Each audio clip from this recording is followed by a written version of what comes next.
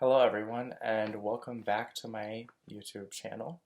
Um, if you haven't been here before, I am Fabian. I constantly do music video reviews, sometimes reactions, but usually we do this on the third listen. Um, but yeah, so today we're going to talk about Lana Del Rey's newest album, Chemtrails. Um, if you have been watching, I was doing a series about it.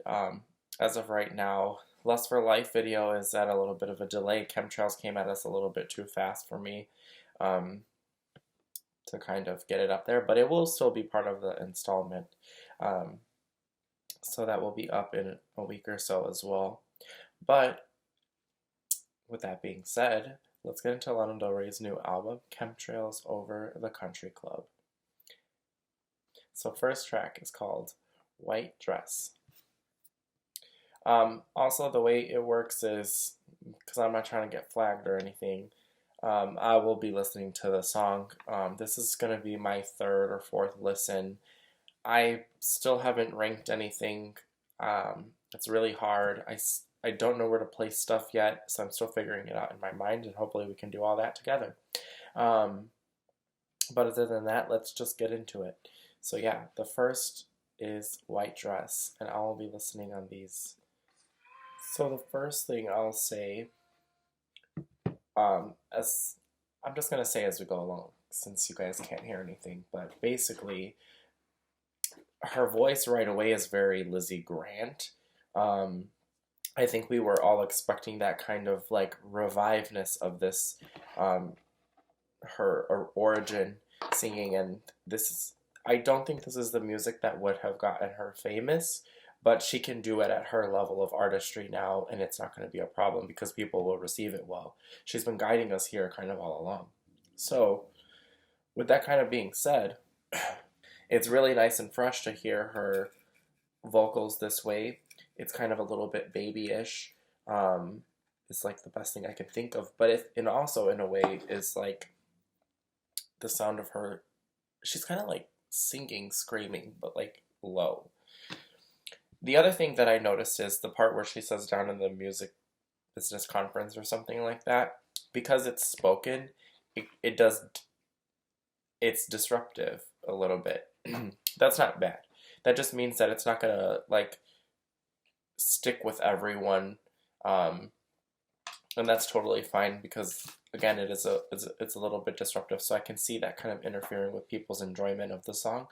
But the rest of the things that she does is really good in it. So it's so nostalgic because she's like talking about a memory and reminiscing on it. And if you think about it yourself, anytime there was summer and you were a teenager, things felt like such good moments, you know? So, and she's almost like, I don't want you to be mistaken. I don't regret it. Because her upbringing to fame made her feel like a god. And I felt sin.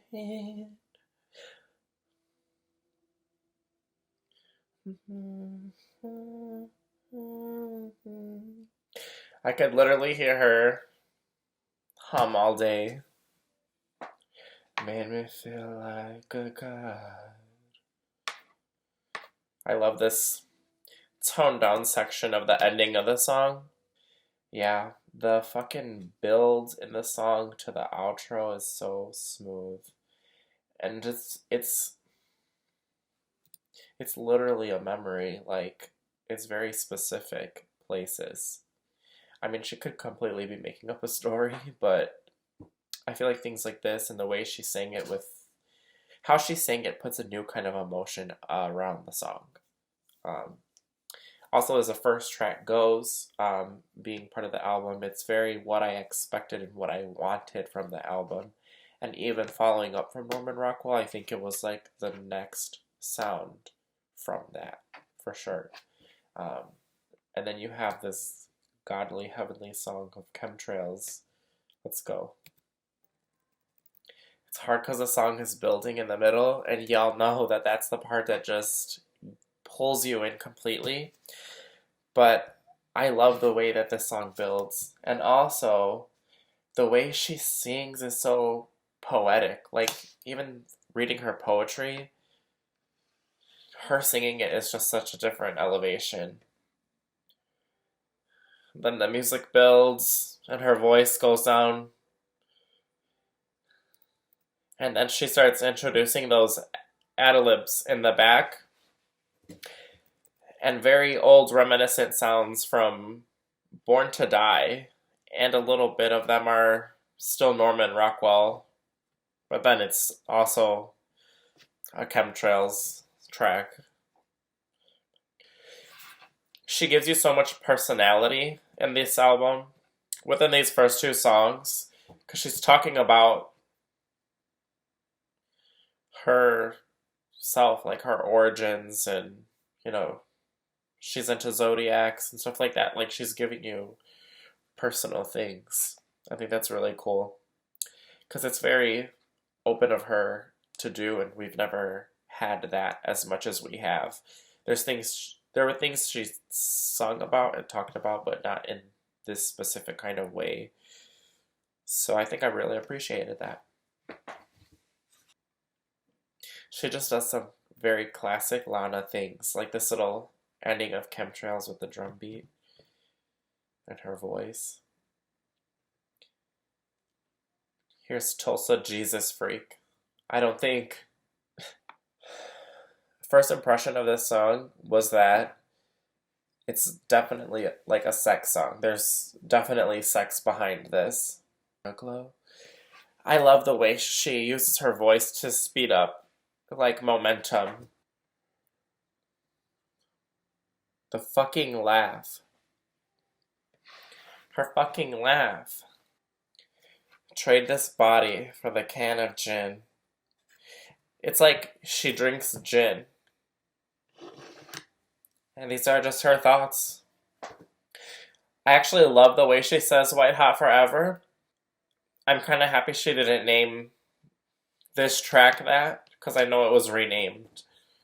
I think it's the title makes a lot of sense, I wasn't sure how the auto-tune was going to exactly work behind this. It threw me off a little on first listen, because never. But I'm glad she experimented with something else, because it worked for her. Faded out really quick, so that was okay, but I had to let it drag out a little bit more. We would have been fine. Let me love you like a woman, child. I come from a small town, how about you? I feel like it also makes sense why this is her kind of personal favorite from the album. I think hearing it with the album as a whole makes that a lot more understandable than when it first came out on its own. Because this is a really good song. But for me, as a starting single, it was a little bit of an interesting decision. But this whole project has been completely what she wants it to be, which I have to respect. This is like the part of the album that I start to hear whatever Midwestern influences she was talking about she had. A lot of that starts to show up in the next few songs and kind of like through the rest.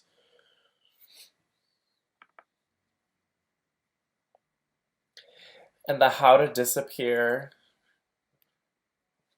tie-in from the last album. People who didn't like How to Disappear lost, is all I have to say.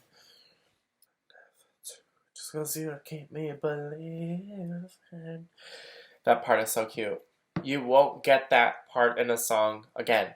Like, I wish I could hear it again in this song, but nope. See, she talks about people, she's talking about places and things that happen there in like each song. 'Cause I'm wild, wild at heart. She says that a lot. It's like some of these themes are themes she felt, I think, writing Born to Die, she talked a lot about being like young and free. And now she's like re-bringing it up and like just looking back on it more, you know? Dark but just a game. Dude, you guys, I love this fucking song. It just sounds like a song that would be in a movie. I don't know how else to explain it. And it's so, so, so good. It's like, sweet or whatever, baby. The way she sings that is so nice. You'd be a fool. Oh, a pretty little fool. The way she says that and the way the beat goes on cue is so good. The whole way she sings that and then goes right back into the hook. But just again. The little piano, it takes you into a different direction. So it lets you feel like the song is its own thing. Yep, there it is. And then she pulls in her background ad-libs, but it's an old song she did. But fuck it, it's so good.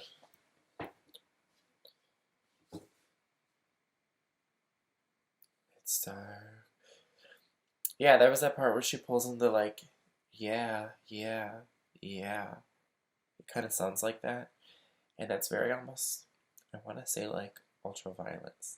It's just a little nod to it. Just like throws it at you. So here's Not All Who Wander Are Lost.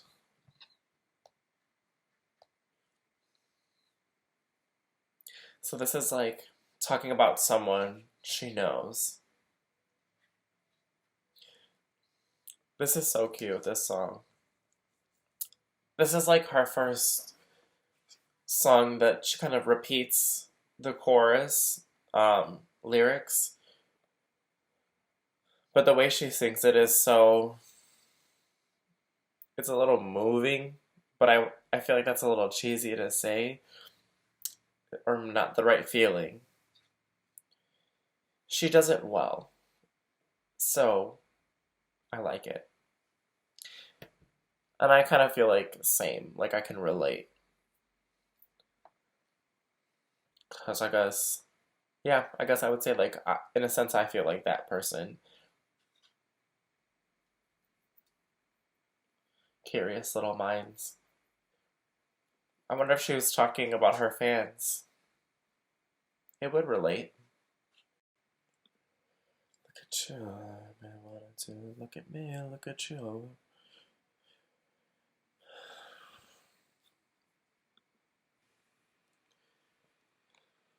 Yeah, and oh, that little thing you hear, Jack, that's a very Bleachers move of theirs. He put his signature. He's like, yeah, I made this record, y'all. That's very cool, though. It works. Yosemite, Yosemite, however you want to say it. Fucking gorgeous song.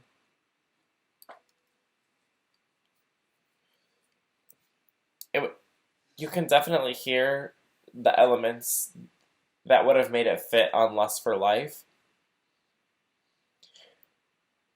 But I don't think they may have gotten the production fully right. She also may not have wanted to release it for that reason.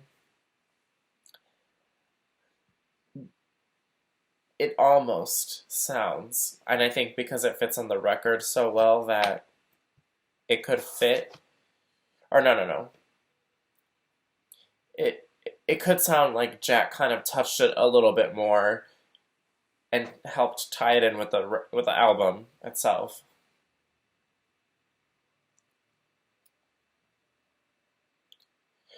It also reminds me of Yayo for some reason. She's got a Born to Die noise. It's almost very $1 Million Man, but it's just a low hum. Yeah, it's there. The song itself fits so well in Chemtrails because it is very nostalgic as well, and the elements and themes she's talking about in her lyrics correlate to reflection nostalgia she's doing in the rest of the tracks as far as memories.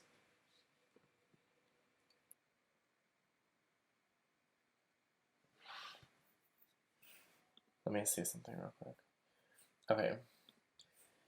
I have something sad to admit, but here's the next song, Breaking Up Slowly, featuring Nikki Lane, which she should have featured because she sings a lot in this song, but... Oop! Okay, so, as far as Breaking Up Slowly, this is my confession, it is not my favorite song. I can do without it, to be honest. And specific reasons, I guess. Nikki Lane does have a good voice, but it's like immediately very country sounding, and I can't really vibe with it fully. And it's a bit slowed down. It's a bit toned down for the harmonies that they could have done together. They've got all kinds of ranges of things to do. That would have been pretty effective. And then I guess with this album theme, it narrows down a little bit of what they can do, but yeah, it's a bit very slowed down for me. I guess it is very Midwestern, like she said. Maybe a little too Midwestern. But, so yeah, not my favorite track. I may just not be in a place to grow with it. And I think if I take that little chunk out of the album, I'm more satisfied with it than with it in there. Because it disrupts, like, my enjoyment with the album, you know? Especially because, and if we're being honest, the beginning of the album starts a lot stronger than the end. So with that being so close to the end, it's just like a little unfortunate. But it's not a bad song. I do like how Lana harmonizes. I wish maybe they like flowed her voice in a little bit more closer to the beginning. It didn't have to be anything like her singing. She could have been humming or whatever. And towards the end as well, because it's almost like a Nikki Lane song featuring Lana Del Rey, more like than it fits for me exactly. So that would be my specific reasoning. But yeah, the next song is Dance Till We Die. I actually like that she starts saying she's covering Joni, because the next song is her covering a Joni song. The beginning is very relaxed, I will say, so yeah, like we're about a minute and a half into the song, and I'm not fully hooked. So I think this song has strong and weak places.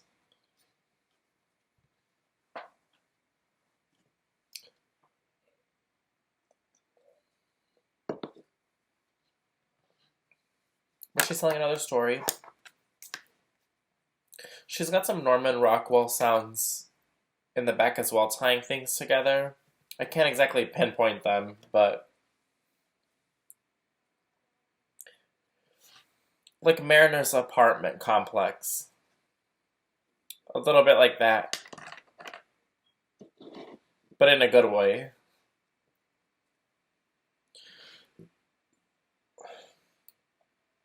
Yeah, the bridge is really cool. The way she sings as fast as she does. And then it kind of lets you know that bridge was sung very Lizzie Grant. Like if she was in New York in a bar. I feel like that's how she was singing. There's elements of that kind of singing style throughout the song.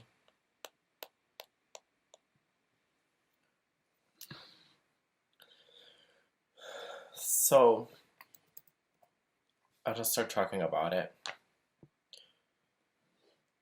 I think that this was a cute concept for them to do when they were singing it live together, but I never like expected it to be what was going to be on the record.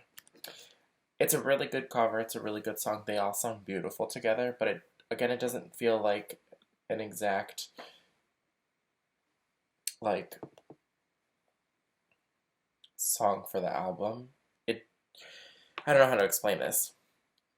The song fits. I think it's the placement of it in the album because it's so strange that she's ending the album with a cover. I'm also not a big fan of the structure of this song where it's like beginning, middle, end, and it's Zella Lana ways. I wanted them to harmonize a little bit more because again now it just doesn't sound like a Lana song, it just sounds like a feature song. And you put that on top of a cover alone and have it be the last song of the album, it doesn't feel like complete. Okay, so I have it. This was a little bit hard. But as far as an album whole, when you listen to an album, you want it to start in good and make you feel good about it, and then same way at the end. I think for this specific album, it was kind of done pretty fast, but, it's very clear that, even since she's talked about it, she didn't know the full concept, and she didn't know, there just wasn't like a clear direction on the album as a whole, and a lot of things she said usually always felt complete. So with that in mind, and listening to it, there is something about it as a whole that feels incomplete. I think if the order of the songs were switched around a little bit, and you put something that was a bit calmer, more towards the beginning, and just balance the album out a bit, the listen would be more like a cycle. With the way that it does falter out a little bit towards the end.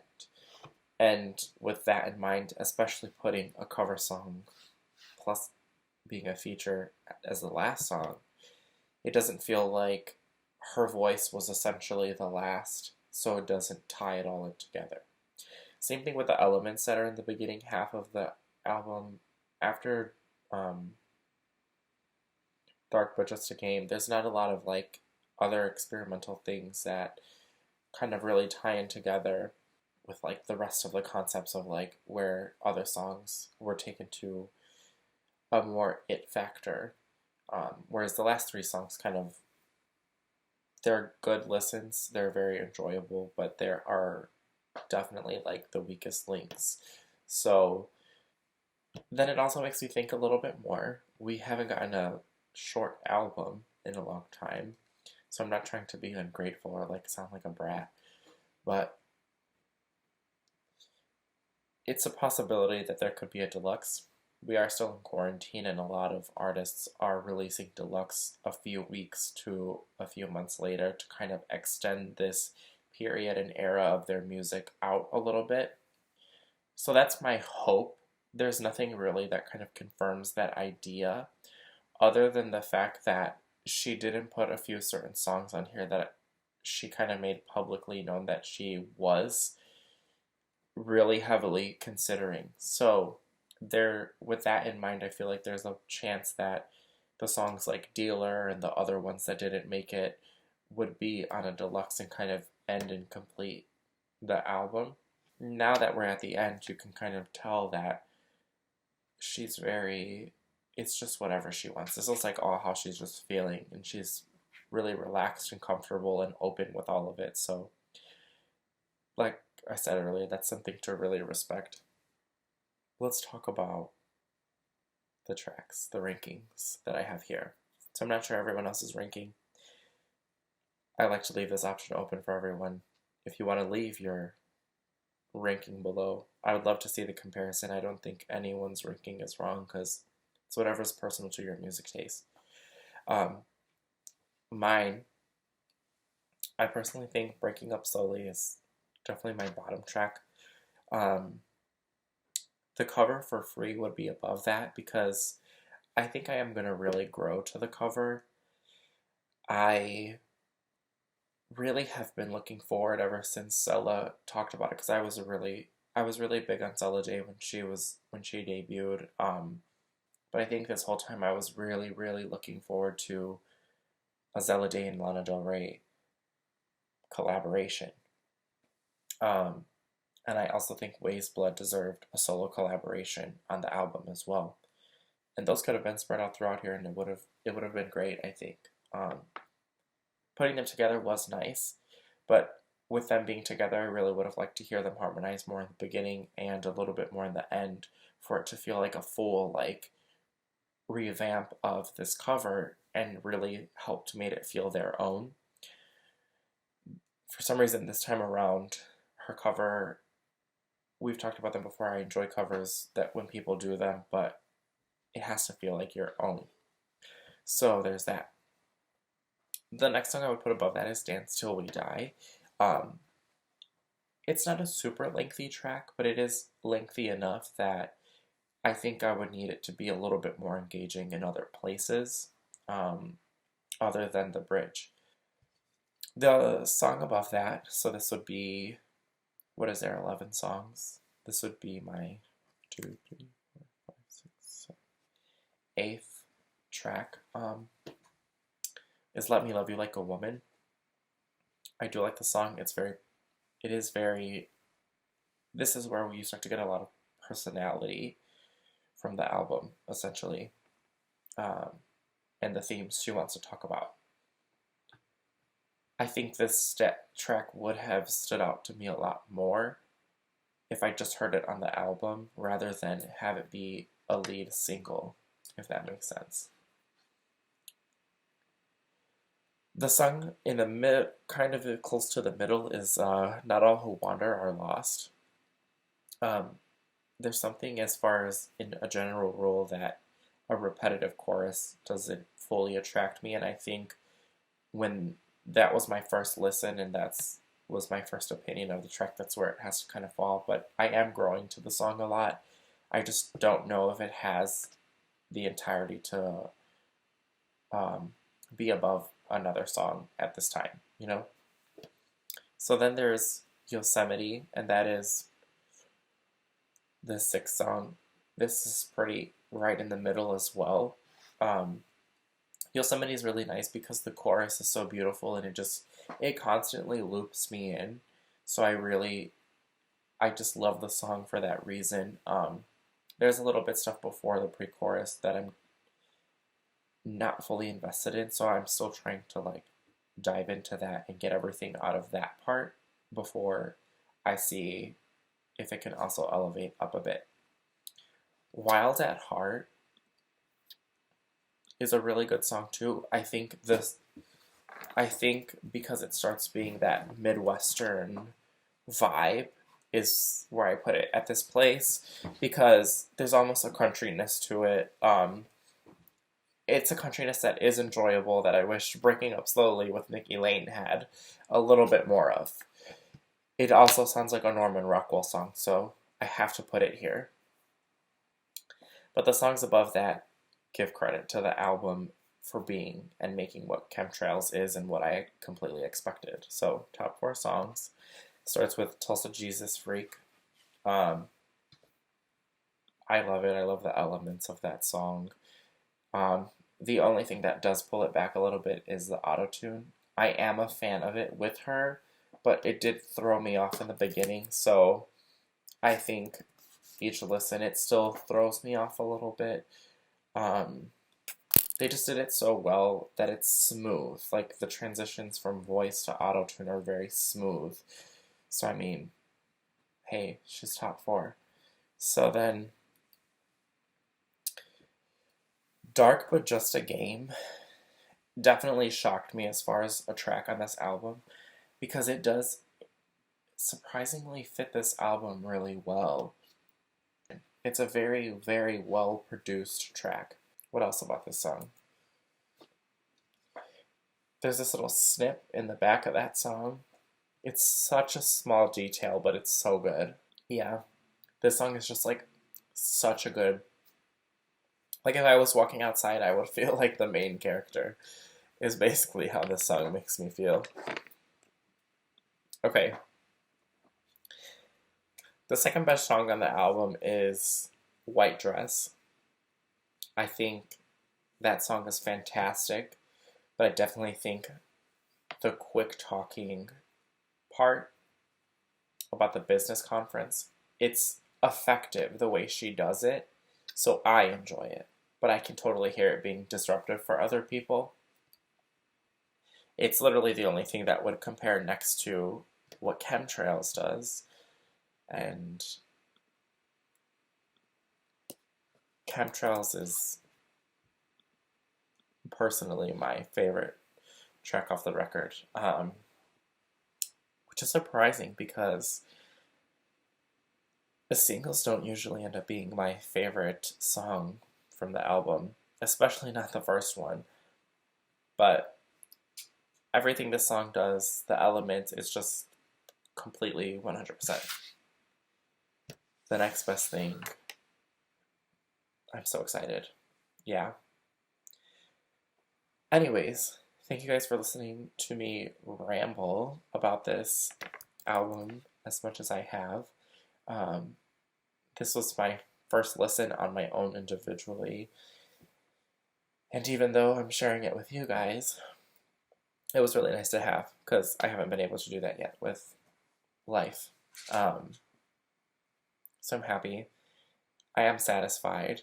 If we get a little bit more, that would be awesome. Well, like a few months down. If not, I am completely content with this, with Norman Rockwell, and the poetry book. Like, all of those things are still so, like, fresh in my mind that I'm, like, having quality time with, that I'm completely good for a while, you know. But yeah, thank you guys for watching. If you like this video, you know, all of the fun YouTube things and stuff like that. But I will see you in my next video, which is hopefully going to be the Lust for Life countdown video that you guys didn't receive beforehand. But it is still going to be part of the series. And then I've got a few other stuff. Like I said, I was introducing a little bit more things. We've got another room update vlog of which you can kind of see. And then we have, what else do we have? That podcast is coming soon, so you guys will probably start seeing episodes on the channel. I'll get more specific about it when we get to time. And I'm working on a bunch of other stuff. So, yeah, I'll see you guys all soon. Thank you guys for watching.